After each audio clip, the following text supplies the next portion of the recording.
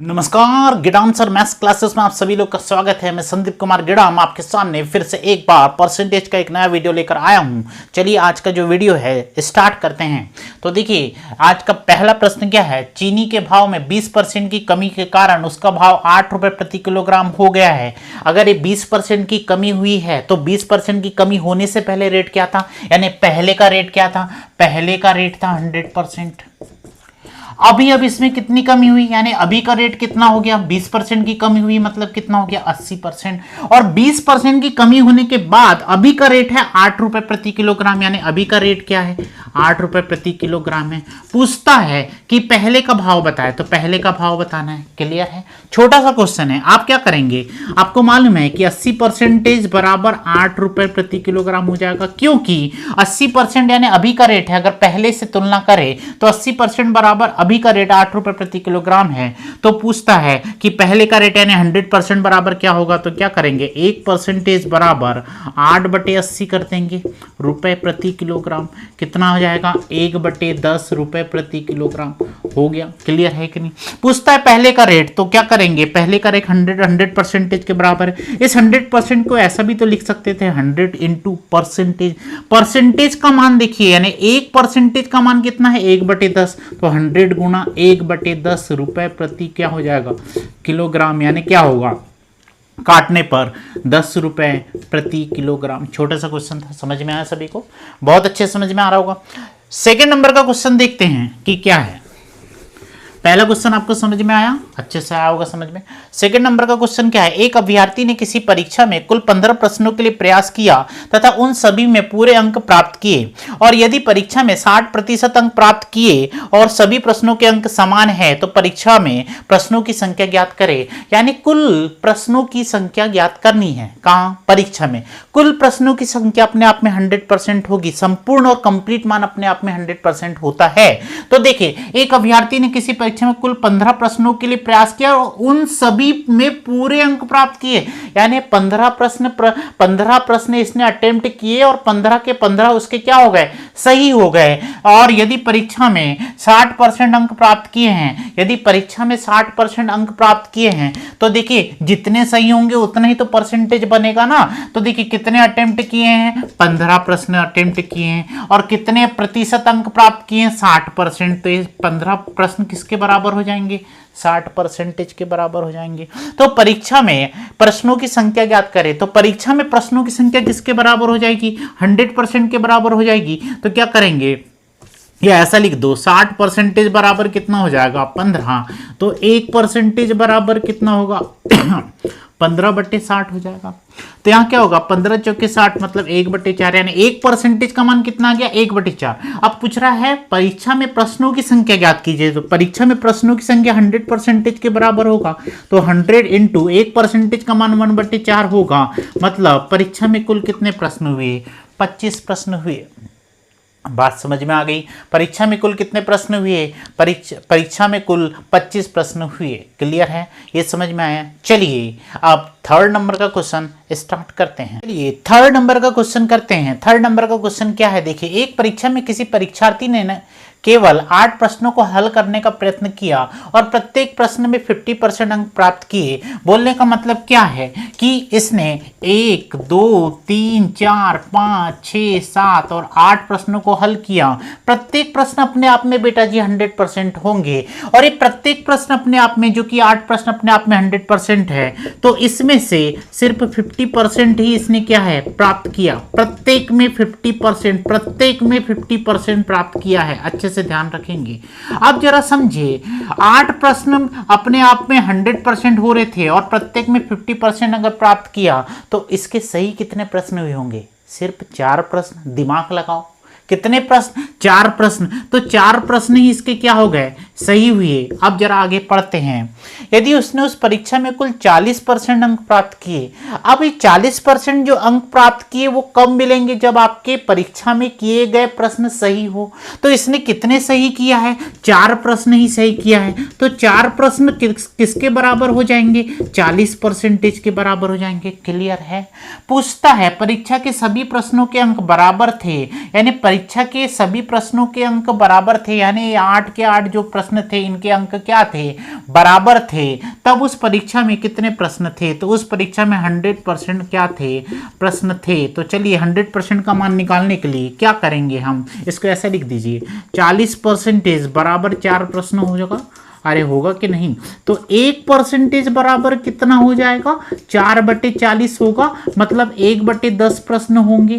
कितने होंगे, 1/10 प्रश्न, किसके बराबर, 1% के बराबर। पूछता है तब उस परीक्षा में कितने प्रश्न थे, अरे 100% प्रश्न थे, तो 100% में 100 इंटू 1% का मान 1/10 है। तो बताओ कि इस परीक्षा में कितने प्रश्न थे, उस परीक्षा में 10 प्रश्न थे। क्लियर हुई बात, उस परीक्षा में कितने प्रश्न थे, 10 प्रश्न थे। क्या आपको ये समझ में आया, बिल्कुल आ रहा होगा।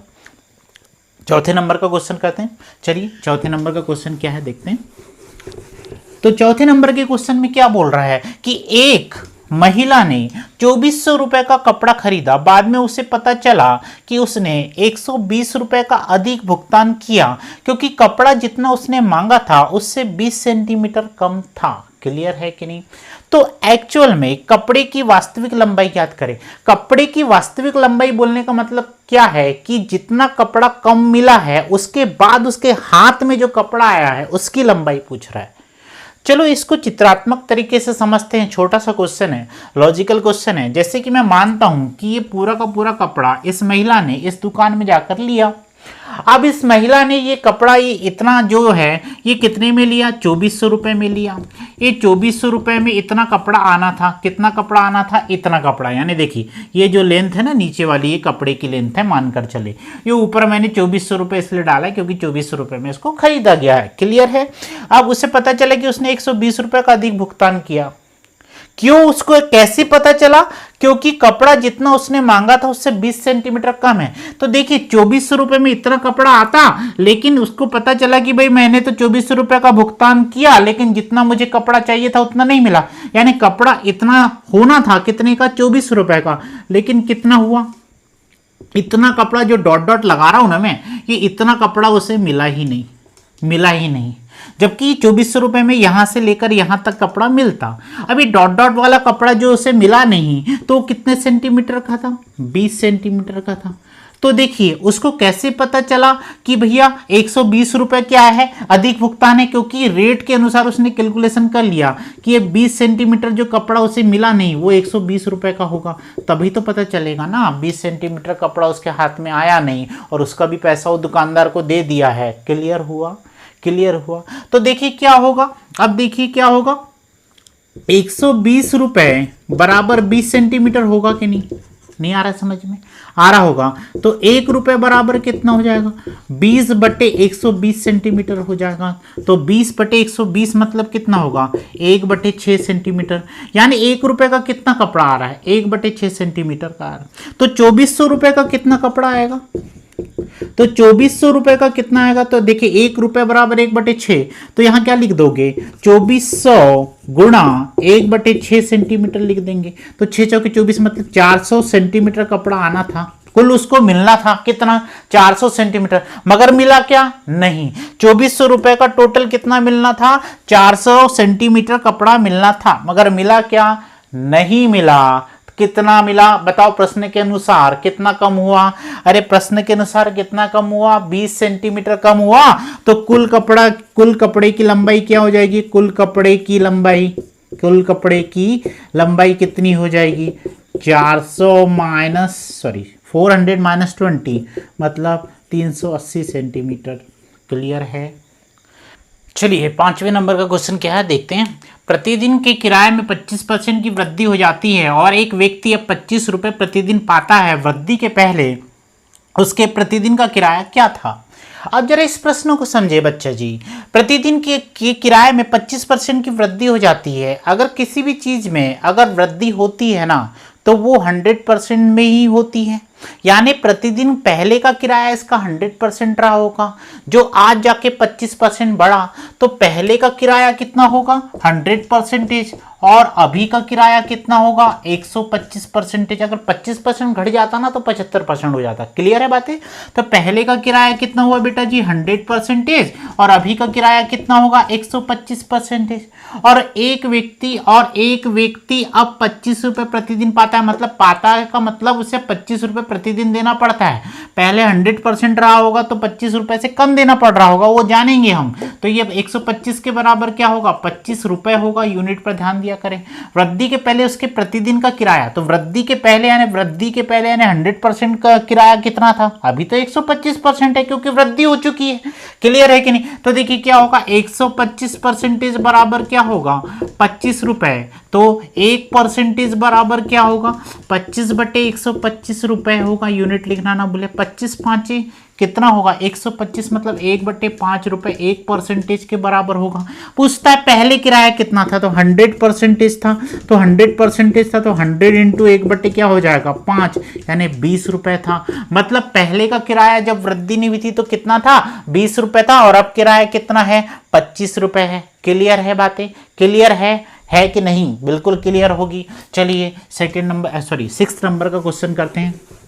बहुत अच्छे क्वेश्चन करवा रहा हूँ, ऐसे ही क्वेश्चन एग्जाम में आते हैं और आप कंफ्यूज हो जाते हैं। क्लियर है कि नहीं? थोड़ा सा ध्यान देंगे इन क्वेश्चनों में। क्लियर?